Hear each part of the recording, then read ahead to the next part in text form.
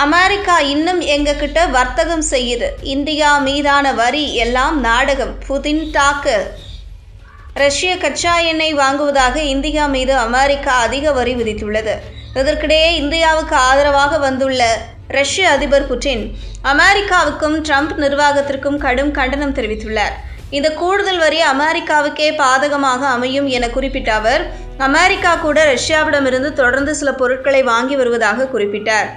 ரஷ்ய எண்ணெயை வாங்குவதாக சொல்லி இந்தியா மீது ட்ரம்ப் 50% வரிகளை விதித்தார். இது இரு நாட்டு உறவை மிக கடுமையாக பாதித்துள்ளது.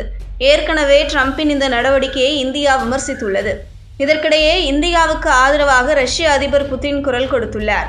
ரஷ்யாவிடமிருந்து இந்தியா கச்சா எண்ணெய் வாங்கும் நிலையில் அதை குறைத்து கொள்ளுமாறு ட்ரம்ப் நிர்வாகம் அழுத்தம் கொடுப்பது குறித்து கடுமையாக விமர்சித்துள்ளார். இது அமெரிக்காவுக்கே பாதகமாக அமையும் என்றும் அவர் எச்சரித்துள்ளார். தெற்கு ரஷ்யாவின் சோச்சி நகரில் நடைபெற்ற வால்டாய் விவாத மன்றத்தில் பேசிய புட்டின், ரஷ்யாவுடன் வர்த்தகம் செய்யும் நாடுகள் மீது அதிக வரி விதித்தால் சர்வதேச அளவில் எரிசக்தி விலைகள் உயரும் என்றும், இதனால் அமெரிக்க மத்திய வங்கி வட்டி விகிதங்களை அதிகமாக வைத்திருக்க வேண்டிய கட்டாயம் ஏற்படும் என்றும் தெரிவித்தார். இது அமெரிக்க பொருளாதாரத்தை பாதிக்கும் என்றும் அவர் எச்சரித்தார். மேலும் புட்டின் இந்த டிசம்பர் மாதம் இந்தியா வரும் சூழலில் அது தொடர்பாக ஆர்வமாக இருப்பதாகவும் அவர் குறிப்பிட்டார். மேலும் அவர் கச்சா எண்ணெய் இறக்குமதி காரணமாக இந்தியாவிற்கும் ரஷ்யாவிற்கும் இடையே உள்ள வர்த்தக சமநிலையின்மையை குறைக்க நடவடிக்கைகள் எடுக்குமாறும் தனது அரசுக்கு உத்தரவிட்டுள்ளார்.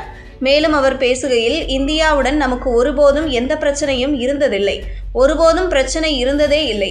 வெளியிலிருந்து வரும் அழுத்தங்களுக்கு இந்தியா அடிபணிய வேண்டிய அவசியம் இல்லை. இந்தியா மிகச்சிறந்த நாடு. இந்தியாவை அவமதிக்க இந்தியர்கள் ஒருபோதும் அனுமதிக்க மாட்டார்கள். பிரதமர் நரேந்திர மோடி அத்தகைய நடவடிக்கையை எடுக்க விட மாட்டார். ரஷ்ய எரிசக்தியை இந்தியா வாங்குவதை நிறுத்தினால் 9 பில்லியன் முதல் 10 பில்லியன் டாலர் வரை இழப்பு ஏற்படும். இந்தியா போன்ற நாட்டின் மக்கள் அரசியல் தலைமை எடுக்கும் முடிவுகளை உன்னிப்பாக கண்காணிப்பார்கள். எனவே இதுபோன்ற அவமதிப்பு நடவடிக்கையை அவர்கள் அனுமதிக்க மாட்டார்கள்.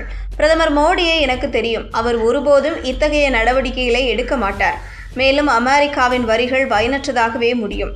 அமெரிக்காவின் தற்காலிக வரிகள் காரணமாக இந்தியாவுக்கு ஏற்படும் இழப்புகள் ரஷ்யாவிடமிருந்து இறக்குமதி செய்யப்படும் கச்சா எண்ணெயால் சமப்படுத்தப்படும். மேலும் இரு நாடுகளுக்கும் இடையேயான வர்த்தக சமநிலையின்மையை போக்க இந்தியாவிடமிருந்து அதிக விவசாய பொருட்கள் மற்றும் மருந்துகளை வாங்குவது குறித்து ஆலோசித்து வருகிறோம்.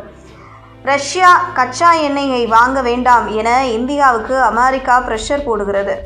ஆனால் அமெரிக்கா அணுமின் நிலையங்களுக்கு தேவையான எரிபொருள் ரஷ்யாவில் இருந்தே செல்கிறது. அமெரிக்காவுக்கு தேவையான யுரேனியம் எங்கள் நாட்டில் இருந்தே செல்கிறது என்றார்.